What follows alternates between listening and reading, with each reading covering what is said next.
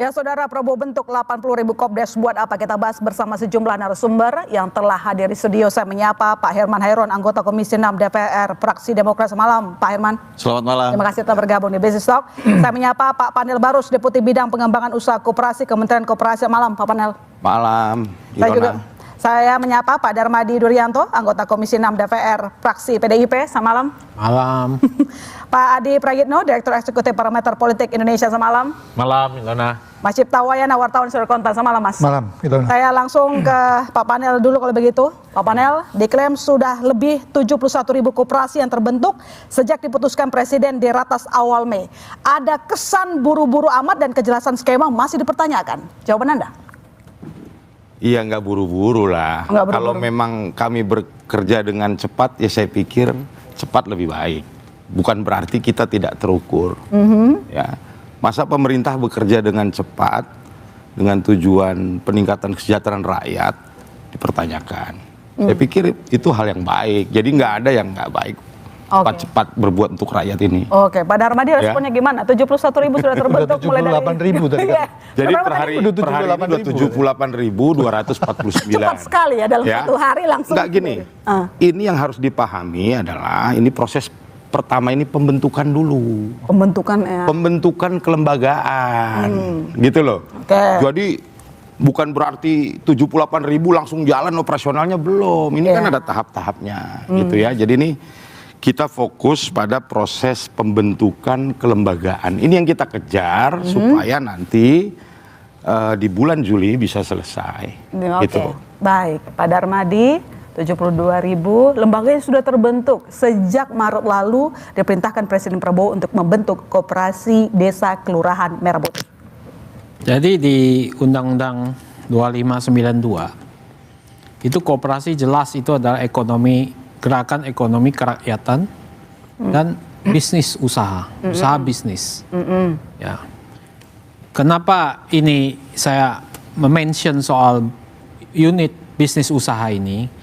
Karena sebetulnya kalau dilihat dari sisi tahapan, menurut saya ini salah tahapannya. Kenapa? Karena tahapan itu harus dimulai dari analisis dulu, ya. Dari analisis semuanya, baru kemudian dia masuk dalam fokus pembentukan. Ya. Bagaimana membentuk satu bisnis usaha, membentuk satu legalitas tanpa tahu sebetulnya model bisnisnya seperti apa, ya kan? Ini kan bukan hanya, menurut saya ini kan kayak bombastis gitu, membuat satu usaha langsung masuk 80.000 dalam sekejap, ya. Tapi sebetulnya nggak tahu apa yang mau dilakukan, ya, karena semua serba top down, kan koperasi itu kan bukan top down, dia bottom up, ya, dia bottom up, dia teliti dulu, dia mapping dulu bisnisnya, dia fitting dulu bisnisnya, setiap wilayah berbeda dan sebagainya. Dan Anda tidak melihat itu dilakukan saat ini? Tidak, karena lihat top downnya gimana, coba lihat. Saya bukan nggak setuju sama Koperasi Merah Putih, saya setuju, saya dukung Pak Prabowo ini, tapi prosesnya itu yang kita harus jaga. Ya, kita harus jaga. Kenapa? Karena apa? Gerakan top down-nya itu jelas terlihat. Pengawas top down tuh langsung kepala desanya jadi kepala pengawas. Koperasi di undang-undangnya jelas. Pengawas itu dipilih anggota. Ya kan? Ini kan sudah jelas. Top down. Pinjaman ini belum jelas nih. Tadi mau top down juga modal ini. Ya kan? Padahal di sana ada sumbangan sukarela, sumbangan wajib. Kan ini kekeluargaan dan gotong royong nafasnya. Ya kan? Bisnisnya udah ditentuin tuh. Kita nggak tahu prosesnya. Bagaimana bisnis model, jenis bisnis tentuin. Tapi bisnis modelnya bagaimana bisa menjamin 1 miliar setahun. Prosesnya berantakan, yang penting asal jadi, itu maksudnya. Ya, itu yang terlalu cepat. Terlalu cepat sehingga terlalu terburu-buru. Yang kami takutkan itu adalah kegagalannya tinggi. Baik. Pak Panel, terlalu terburu-buru kalau kata Pak Darmadi. Iya. Dipertimbangkan nggak sih sebenarnya? Tergantung dari mana Pak Darmadi melihatnya. Ya, ini saya pikir pembentukan Koperasi Desa Merah Putih, ya, di seluruh desa di seluruh Indonesia, ini adalah satu langkah strategis yang diambil oleh Presiden Prabowo untuk menjawab beberapa hal kondisi yang ada di desa hari ini. Tentu pembentukan koperasi Desa Merah Putih ini punya tujuan. Ya, tujuannya adalah untuk menjawab satu kondisi yang kurang baik menjadi kondisi yang lebih baik. Oke, tapi sekarang pertanyaannya, untuk tujuannya disetujuin sama Pak Darmadi, tapi proses pembentuk kelembagaannya itu tadi, pembentukan kelembagaan yang dianggap terlalu terburu-buru dan tidak ada kajian yang matang, itu maksudnya. Ukuran terburu-burunya apa? Gitu loh. Oke. Mbak, ukuran terburu-burunya apa? 1 hari, 2 hari, sebulan, 2 bulan itu terburu-buru apa? Emang ada yang ya nggak jelas juga ukuran terburu-burunya. Ya, jadi sejak Februari ya diskusi tentang koperasi desa ini bergulir di Maret, Inpres keluar, sampai dengan hari ini proses berjalannya ini masih proses pembentukan kelembagaan. Ya. Oke. Masih tahap pertama. Proses pembentukan kelembagaan. Nanti apakah kita akan gegabah gitu ya, 80.000 terus langsung secara permodalan dikasih modal 3 miliar, enggak juga. Enggak seperti itu. Ada mekanismenya, ada sistem yang kita akan dorong ya supaya ini Kopdes Merah Putih ini tidak gagal. Ada percontohan nanti, ada piloting ya. Baru nanti kemudian kalau piloting ini baik, kita observasi, bisnisnya jalan, nanti tinggal kita replikasi. Ya. Replikasinya nggak harus 1-2 lagi, dia bisa dalam skala langsung di satu kabupaten misalnya replikasinya 5 atau 10. Mas, jadi ini semua terukur, bukan nggak buru-buru. Kalau buru-buru ukuran buru-burunya apa? 2 bulan terlalu terburu-buru atau 2 tahun terlalu terburu-buru? Enggak. Baik. Mas Cipta buru-buru nggak kira-kira pemerintah? Ini masih kelembagaan katanya, belum lagi pilotnya. 2 bulan 80.000 ya. Ini kan gini loh, Mbak. Udah tuh, kebanyakan tuh 80.000 2 bulan. Yang saya mau sampaikan adalah kekhawatiran Pak Prof. Darmadi mengenai top down. Saya pikir tidak ada yang salah dari top down itu. Nggak ada yang salah. Ide itu nggak ada salahnya, pemerintah punya ide itu. Tapi proses pembentukannya tetap dari bawah ini. Melalui proses yang namanya musyawarah desa khusus. Jadi gerakan rakyatnya juga didorong melalui musdes. Gitu loh. Ada kepala desa di sana, ada BPD, ada warga desa, ada kepala-kepala dusun. Itu dilibatkan. Jadi kalau ini dibilang semuanya top down, enggak. Ini ada gerakan warganya di bawah untuk membentuk koperasi desa maupun koperasi Kelurahan Merah Putih. Kalau kemudian Kades dipilih ex officio jadi pengawas, kalau di musdes kemudian ada keputusan yang berbeda, lain lagi cerita. Karena kan musyawarah desa khusus itu kan nggak harus dimaknakan sebagai rapat anggota pendirian. Baik. Mas Cipta gimana, buru-buru nggak kira-kira soal top down tadi? Pertama, buru-buru itu dalam konteks kenapa sih mesti dikejar 80.000 tanggal 12 Juli? Kan sebenarnya apa urgensinya harus 80.000 kelembagaan jadi begitu? Saya dengar kan tahapannya nanti ada mock up yang 80 ya, kalau nggak salah. Di tahap awal ada 80 percontohan yang sudah dengan model bisnis yang lengkap, pokoknya ada percontohannya. Tapi ya sebenarnya kenapa mesti dikejar 80.000 kalau toh pada akhirnya juga yaitu baru istilahnya pelang nama juga. Yang kedua, menjadi pertanyaan sebenarnya kan musyawarah desa khusus, tapi kualitasnya seperti apa? Karena kita khawatir ini kan ada gap informasi nih, ada khawatir ini tuh dipahaminya pertama ya soal siapa yang ikut, apakah cukup terwakili atau enggak. Yang kedua ada kekhawatiran nih, ini program hibah atau program pemberdayaan ekonomi. Nah itu yang ada bahaya kesalahan tafsir dan sebagainya, sehingga padahal kan harusnya musyawarah desa itu memang memahami, oh ini sepakat kita bikin koperasi, ini esensinya adalah program pemberdayaan ekonomi. Jangan sampai ditangkap, oh ini nanti program bagi-bagi 1 miliar. Nah itu yang penting. Jadi komunikasinya kita kritisi ini soal komunikasi, karena kan soal piloting dan sebagainya kan baru keluar sekarang nih setelah rame-rame. Tapi mirip seperti halnya Danantara, mirip seperti halnya MBG. Nah itu mungkin dari awal juga penjabaran programnya itu menurut kita itu kurang lengkap juga. Gitu. Dan juga yang jadi pertanyaan adalah mengapa pemerintah bersikeras membentuk Kopdes Merah Putih kalau sudah ada lembaga lain seperti BUMDes dan KUD. Business Talk segera kembali, saudara. Yang juga jadi pertanyaan, Pak Panel, sudah ada BUMDes dan KUD, mengapa bentuk 80.000 koperasi merah putih? Tadi saya mau jelaskan sebenarnya esensinya dari kenapa Bapak Presiden Prabowo mengambil langkah mendorong pembentukan 80.000 Kopdes di seluruh wilayah.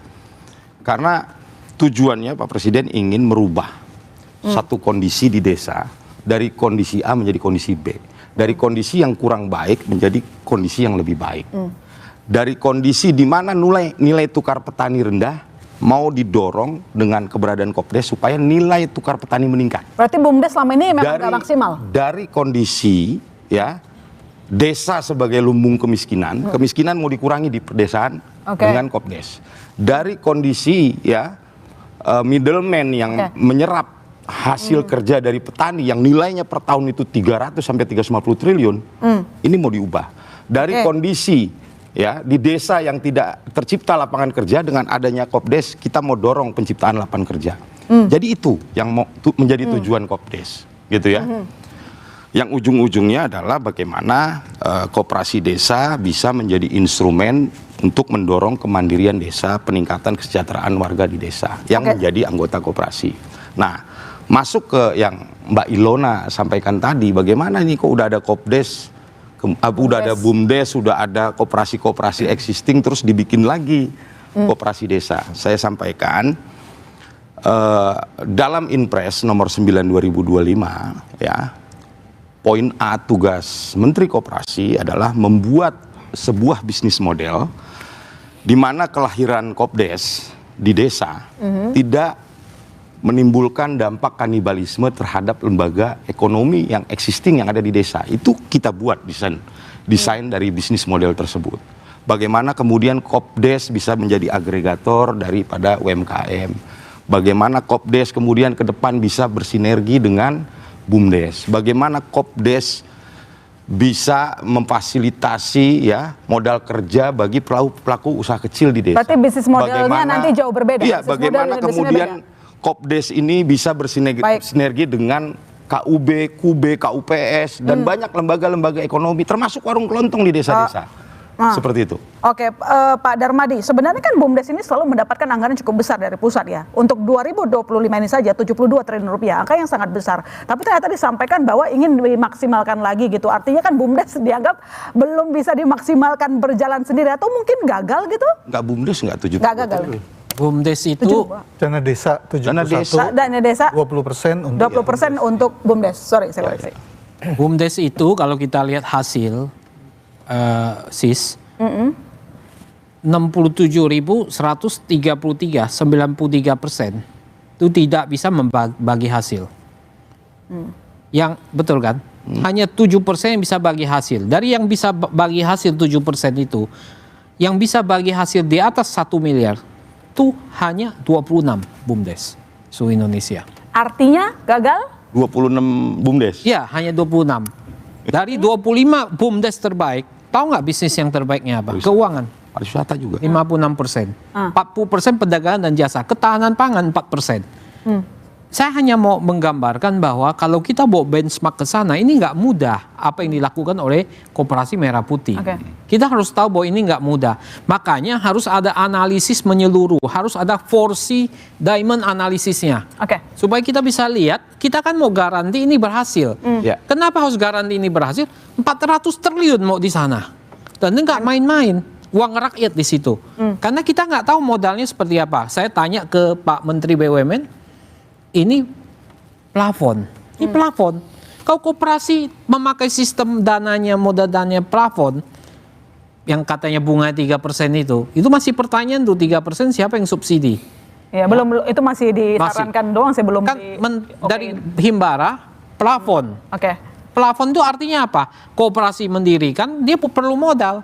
Di dalam benak orang-orang yang disosialisasi ini dikasih duit nih, dalam benak mereka. Dalam benak mereka juga budaya yang ada di masyarakat di bawah. Kalau masuk duit, sudah masuk di kantong, itu jadi milik dia, nggak usah dikembalikan. Itu budaya, banyak begitu. Nah, saya ingin mengatakan, kalau itu plafon, apa yang terjadi? Itu based on apa?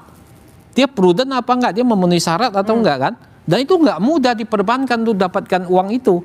Walaupun dikasih plafon 3 miliar. Kemudian di Inpres 9 2025, channeling. Channeling itu ada seperti bansos. Ya, tapi kan pemerintah sudah mengatakan ini pinjaman semuanya, Pak Menteri. Tidak ada, ini pinjaman semuanya. Business as usual. Ya, business as usual. Berarti kan ini masuk ke plafon. Kalau plafon, koperasi yang baru bentuk ini ngajuin kredit ke bank, diterima nggak kira-kira? Susah memenuhi syarat. Ya. Kecuali memang ada political will yang luar biasa. Tapi kalau political will luar biasa diberikan, bisnis model yang nggak bagus, visibility yang nggak bagus, business plan yang nggak bagus, gagal kan? Ya. Oke. Pasti gagal. Nah ini yang harus kita jaga sebagai wakil rakyat. Kami harus jaga ini supaya uang rakyat 400 triliun tidak terbuang. Oke. Cuma. Pak Herman, sebenarnya ini cukup kajian atau tidak? Begini, BUMDes saja yang sudah berdiri cukup lama, tadi disampaikan oleh Pak Darmadi, nggak sukses gitu. Ini kita memulai lagi yang baru begitu kan, melalui 80... Bukan nggak sukses. Apa? Bagaimana bisa garanti ini sukses? Perlu proses. Perlu proses. Perlu maksudnya proses. BUMDesnya saja kan masih harus banyak review begitu Ya, kan? artinya BUMDesnya masih banyak review gitu. Apalagi ini baru maksudnya gitu, Pak Nggak Herman. bisa bagi Ya. hasil. Jadi terlalu dini menurut saya untuk memberikan penilaian terhadap percepatan akselerasi pembentukan koperasi Desa Merah Putih ini. Kita beri kesempatan lah ya. Dan memang untuk membentuk koperasi itu sekarang tidak sulit. Dengan landasan Undang-Undang Cipta Kerja itu kan sangat mudah sekali.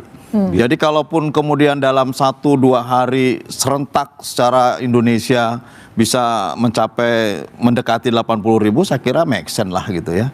Ini kan tinggal instruksional langsung dijalankan di daerah dan bisa jalan. Apalagi ini adalah kepentingan Kementerian Koperasi. Justru saya memberikan apresiasi lah atas percepatan ini. Namun tentu apa yang menjadi pemikiran kita ke depan, apa yang harus dilakukan oleh koperasi ini apabila sudah terbentuk. Nah kalau benchmarknya adalah terhadap BUMDes, menurut saya memang harus di benchmark karena BUMDes juga adalah produk dari desa gitu ya. Dengan memanfaatkan terhadap peluang-peluang yang ada di desa itu. Sama, ini untuk membackup. Nah, kemudian urgensinya apa? Pembentukan Koperasi Desa Merah Putih. Ini yang menurut saya Kementerian Koperasi harus lebih masif sosialisasinya. Harus lebih luas untuk menyampaikan apa maksud dan tujuan Koperasi Desa Merah Putih. Kalau nanyanya kepada saya mengerti. Nanyanya kepada Pak Darmadi mengerti karena mitra kerja gitu ya. Tapi kalau nanyanya kepada masyarakat, kepada orang yang saat ini tidak terjangkau oleh sistem informasi yang dilakukan oleh Kementerian Koperasi, pasti akan sangat banyak bertanya gitu. Nah, bagaimana urgensinya? Ya urgensinya apa yang disampaikan oleh Pak Prabowo saya kira ini sangat menarik ya. Karena pertama, sekarang banyak program pusat yang ini menjangkau kepada rumah tangga sasaran di desa.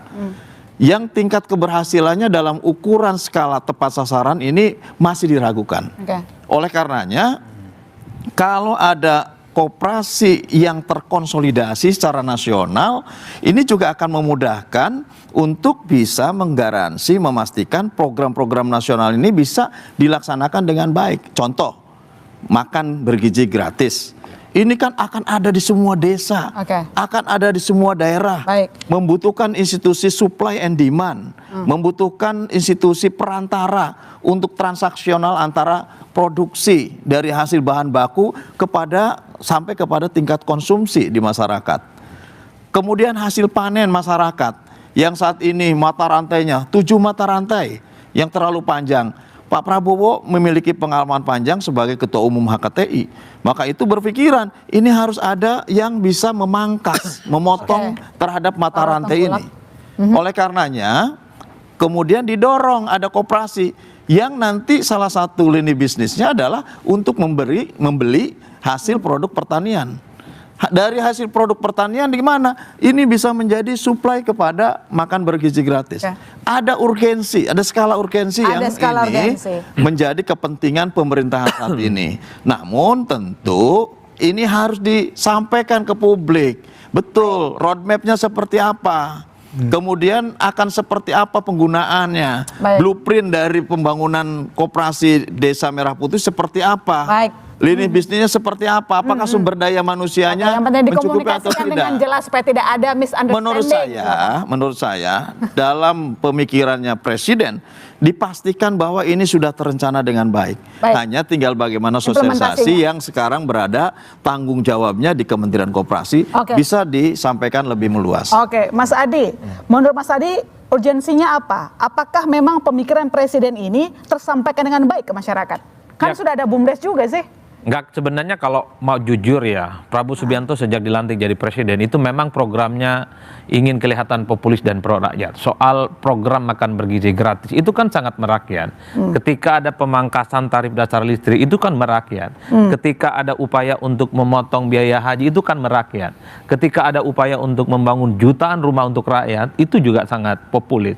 Artinya bagi Prabowo Subianto sebenarnya tidak terlampau bising dengan dunia yang agak sedikit gonjang-ganjing, tapi yang paling penting adalah daya tahan rakyat itu yang diperhatikan. Saya memahami niat baik soal Kopdes ini, bagaimana ekosistem ekonomi yang ada di pedesaan itu berdenyut, tidak lagi tergantung kanan kiri yang kemudian membuat mereka itu tidak sejahtera. Saya kebetulan orang desa dan orang kampung, dan dulu memang pernah melihat KUD dari dekat. Meskipun hanya sebentar dan lebih banyak gagalnya ketimbang suksesnya. Yang ingin saya katakan adalah jangan sampai niat baik dengan dana yang cukup berlimpah, tapi pada level implementasi yang dibayangkan itu adalah kegagalan-kegagalan. Orang kan bertanya, per hari ini belum ada success story yang bisa diakses oleh publik terkait dengan BUMDes. Bukankah BUMDes itu hampir sama persis dengan Koperasi Desa Merah Putih? Usahanya hampir sama kok, soal perikanan, soal pertanian, soal sembada pangan, soal pariwisata, soal industri kecil, dan terus hampir sama. Oleh karena itu, yang dibayangkan oleh publik, koperasi itu adalah soal kegagalan di masa lampau. Koperasi unit desa yang dalam banyak hal misalnya tidak proporsional, pengawasnya itu asal-asalan, didasarkan adas patronase, kemudian asas dalam transparansi anggaran dan semacamnya. Makanya beberapa waktu yang lalu sangat betul itu ketika ada asosiasi dari masyarakat bersatu menolak bagaimana praktik yang terkait dengan koperasi desa itu harus dihindari dari kepentingan politik dan jangan pernah ada punya irisan-irisan dengan partai politik tertentu. Karena dikhawatirkan dengan dana yang berlimpah semacam ini dijadikan sebagai alat tunggangan sebenarnya untuk kepentingan-kepentingan politik jangka panjang. Karena apapun judulnya, Ilona, program-program populis pro rakyat, itu mantap betul loh.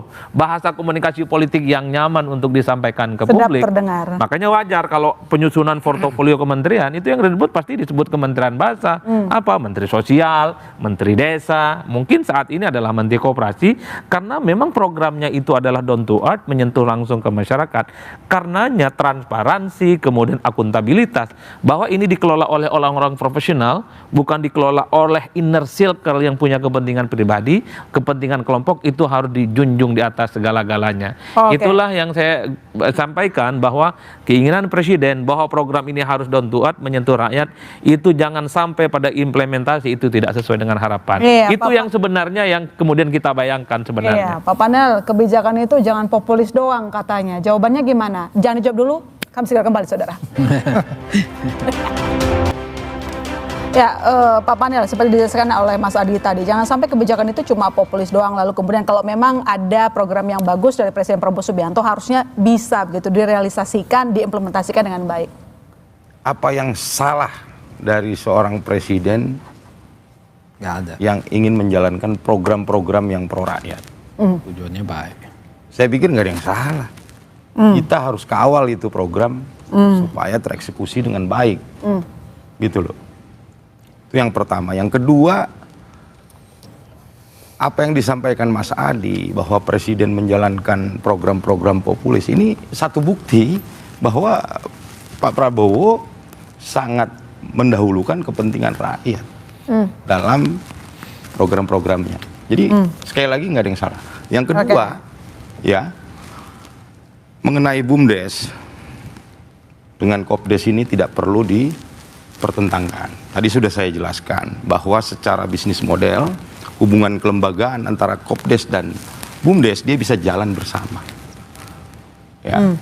Dan memang ada perbedaan sedikit antara BUMDes dengan Kopdes.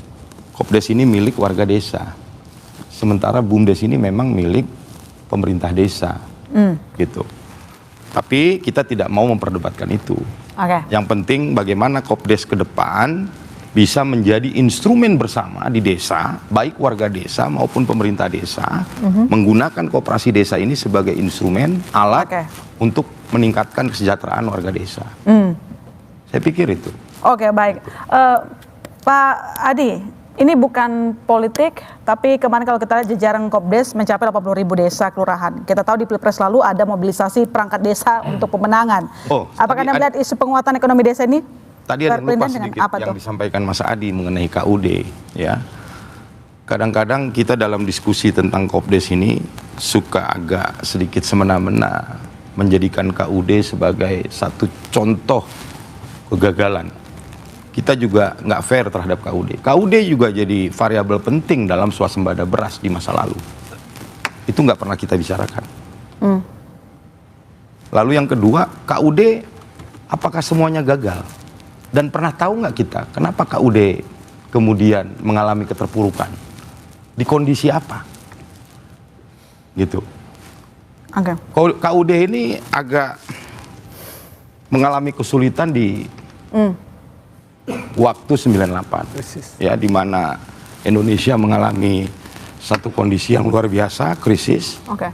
IMF datang dengan letter of intention-nya, ya, banyak mengintervensi model-model seperti ini, ya. Dan KUD yang bertahan sampai hari ini dan cukup hegemonik di level kabupaten masih banyak. Oke, baik. Mas Adi gimana? Silakan dijawab. Apalagi kalau misalnya kita lihat, apakah Anda juga melihat isu penguatan ekonomi desa berkelindahan dengan motif elektoral misalnya?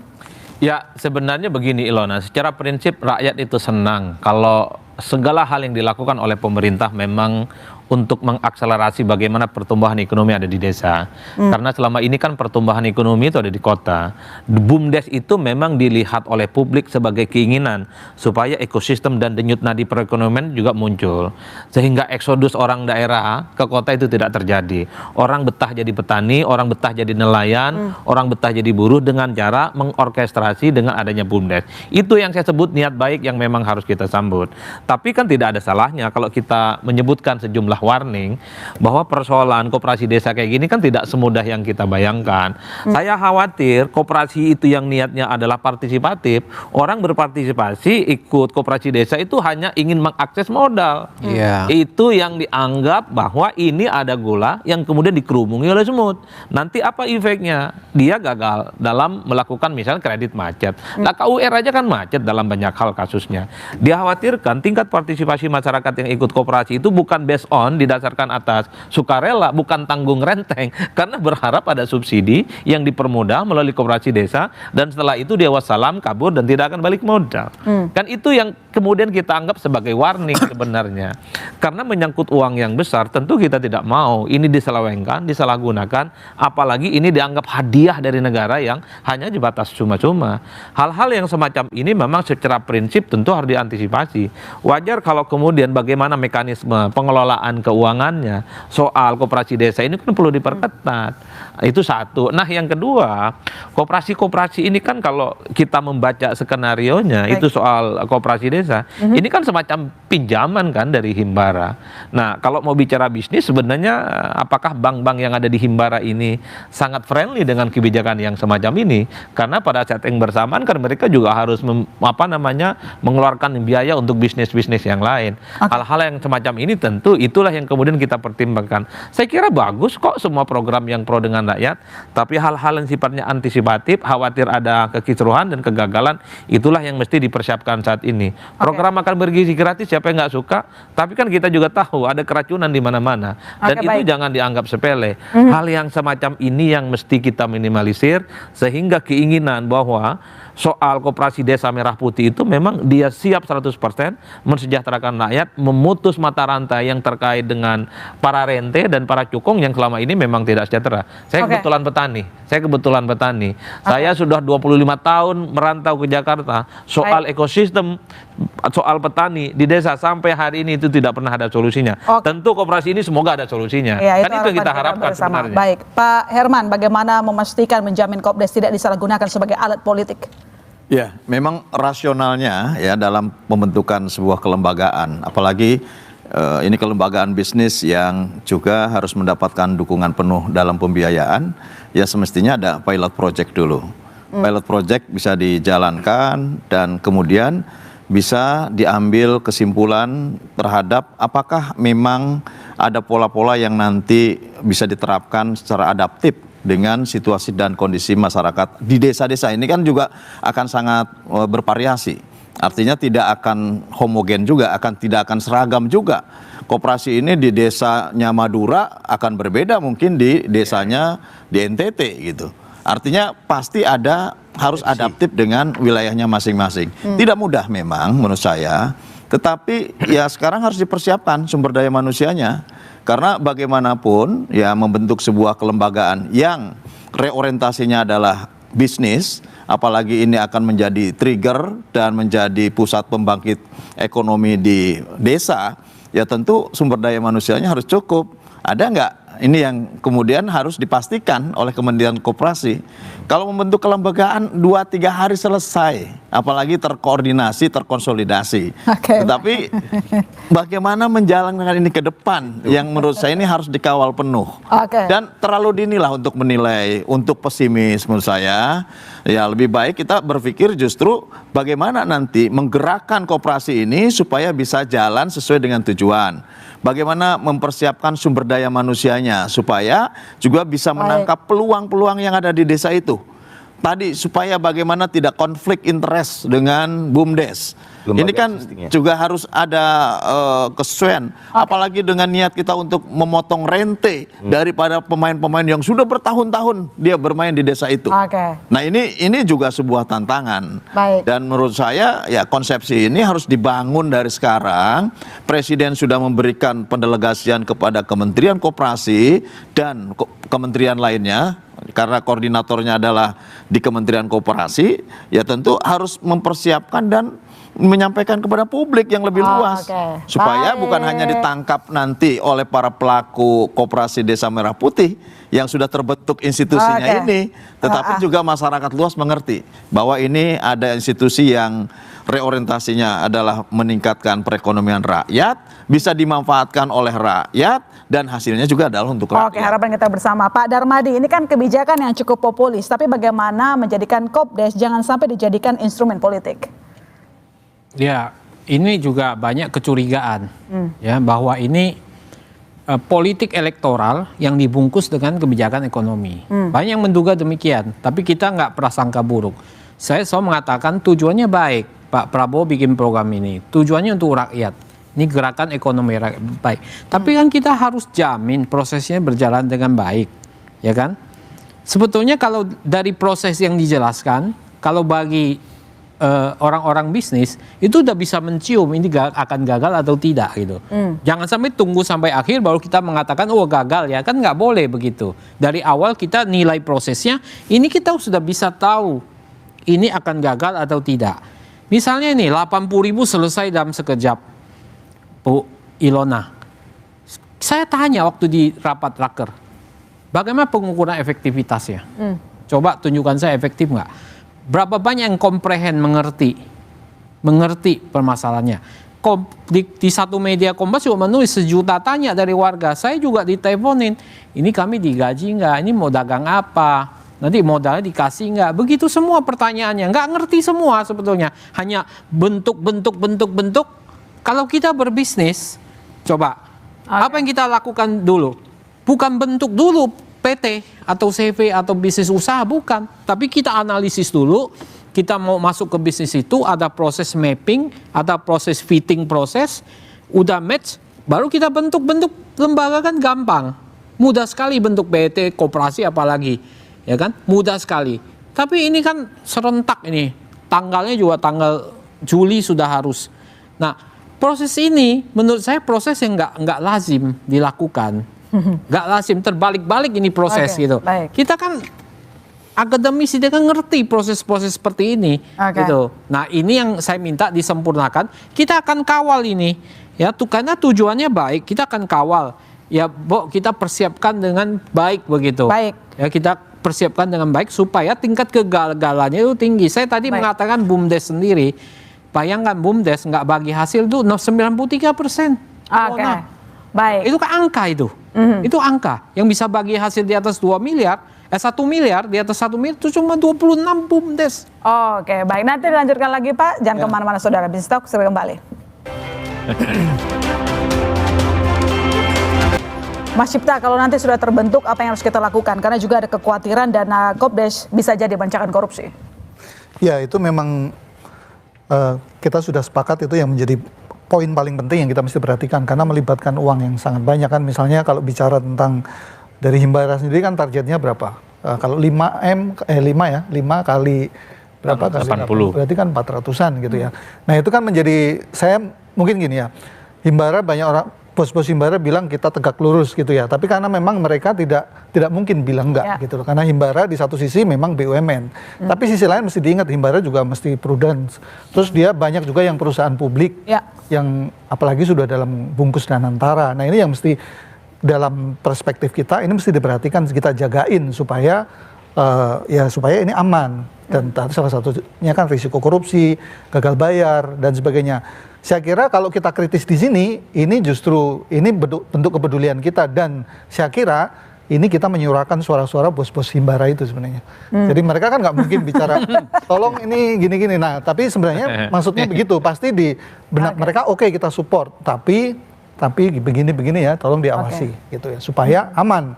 Karena sekarang saja tadi Mas Adi udah nyebut, sekarang saja banyak bank-bank Himbara itu agak khawatir dengan kualitas kredit mikro yang memang sedang turun karena memang ekonomi kan melambat dan sebagainya. Jadi kualitasnya memang agak-agak turun sehingga kelihatan kinerja beberapa bank agak terkoreksi. Oke, baik. Pak Panel, tolong dijawab singkat saja. Kekhawatiran ini bagaimana pemerintah menjawabnya? Apakah Himbara juga sudah siap sedia? Karena mereka yang namanya harus menjaga NPL-nya jangan sampai malah tinggi gara-gara bantu sebuah program. Sikap tidak percaya, ragu-ragu seperti Mas Adi atau Prof. Darmadi tadi, saya pikir saya juga teringat dengan satu situasi di mana Indonesia akan merdeka. Ada diskusi antara Bung Karno dengan Bung Hatta, di mana Bung Karno mendorong kemerdekaan secepatnya dan Bung Hatta bilang masyarakat kita belum banyak yang bisa membaca. Kalau nunggu semua bisa baca tulis, kapan kita mau merdeka? Jadi diskusi tentang ide kemerdekaan aja dulu menjadi sebuah perdebatan yang luar biasa. Dan saya melihat situasi itu hari ini dari Mas Adi maupun Prof. Darmadi. Yang kedua, ya, kami tidak gegabah dan kami sangat terukur dalam menjalankan program ini dengan tujuan-tujuan yang sudah disampaikan tadi. Jadi untuk mengatasi kekhawatiran supaya ini tidak gagal, tadi sudah saya sampaikan. Pemerintah membuat untuk pembentukan koperasi ini, membuat satgas. Ada satgas nasional, ada satgas provinsi, ada satgas kabupaten kota. Dan ini nanti prosesnya akan kita dorong yang namanya percontohan, piloting, mock up. Ya, satu kabupaten misalnya satu contoh, supaya desa-desa lain juga bisa belajar di desa yang terbaik yang menjadi percontohan itu. Baik. Ya, nanti diobservasi bisa bayar cicilan atau tidak, ada dampak positifnya atau tidak. Baru nanti bupati ketika dia lihat, dia sudah observasi, ya. Dia tahu apa yang harus diintervensi untuk mendukung bisnis Kopdes. Baru nanti kalau udah ada keputusan dianggap ini pilotingnya sukses, dia bisa replikasi ke desa-desa yang lain. Jadi saya pikir kita harus berikan semua waktu lah terukur. Intinya gitu ya, semua terukur. Pak Darmadi, ini tolong singkat saja, lantas apa yang harus kita lakukan supaya Bank Himbara juga kalau mau bantu ya jangan sampai rugi gitu. Mereka harus jaga NPL-nya kan? Saya sebetulnya banyak bicara dengan Bank Himbara juga. Masalah channeling dan plafon. Kalau plafon itu yang dijalankan, maka Kopdes akan kesulitan mendapatkan pinjaman. Karena nggak memenuhi syarat. Berarti itu takutnya ada tekanan politik di situ yang kita takutkan. Sehingga nanti merusak NPL, merusak trust perbankan. Ini juga akibat yang buruk. Saya selalu mengatakan Roma tidak dibangun dalam satu malam. Ya, artinya apa? Artinya ini proses ini harus diperhatikan dengan baik setiap tahapan. Bahkan pihak-pihak Bank Himbara aja itu nggak tahu tahapan Kopdes itu seperti apa. Ya kan? Ini menjadi salah satu piloting boleh, tapi jangan pilih yang bagus-bagus. Ya kan itu yang terjadi. Pilih BUMDes terbaik. Ya kan? Dari 4 piloting udah kita cek tuh Pak. Ya kan? Nah, kita kan banyak dapat data juga. Ya kalau dipilih yang bagus ya bagus hasilnya. Itu. Baik, Jadi kita- artinya buat jadi percontohan sehingga desa betul, lain bisa Bapak sekolah kalau di situ. pilih BUMDes yang menghasilkan bagi hasil di atas 1 miliar Bapak jadikan percontohan, ya hasilnya bagus Pak. Gitu loh. Jadi maksudnya ya random aja dikasih tahu ke publik, ke DPR, ini loh BUMDes yang kami pilih untuk piloting. Bahwa dari buruk jadi bagus, dia berhasil gitu. Itu baru bagus gitu. Nah ini yang saya takutkan. Ya artinya hanya kamuflase aja begitu Pak. Oke, baik. Kita sama-sama maunya memberikan kesempatan. Semoga Kopdes ini dapat berjalan sesuai dengan cita-cita yang mulia. Saya tahu masih banyak yang ingin bicara, Pak Herman terutama. Tapi durasi kita sudah habis Pak. Nanti kita diskusi lagi ya Pak. Sudah aja. Dengan demikian saya menutup stok. Iya. Roma tidak bisa semalam. Tapi Roro Jongrang bisa semalam. Baik, terima kasih kepada seluruh narasumber saya, Pak Herman. Mungkin ada tahapannya lah. Oke, baik. Tinggal nanti harus dijelaskan kepada publik lebih masuk. Komunikasinya. Komunikasinya benar, sosialisasi itu paling Sosialisasi. penting. Jelaskan sedetail-detailnya. Kami ini niatnya membantu Pak. Oke, baik. Pak Herman, Pak Panel, Pak Darmadi, Pak Ade, Pak Cipta, terima kasih banyak. Dengan demikian saudara saya tutup stok malam ini. Sampai jumpa.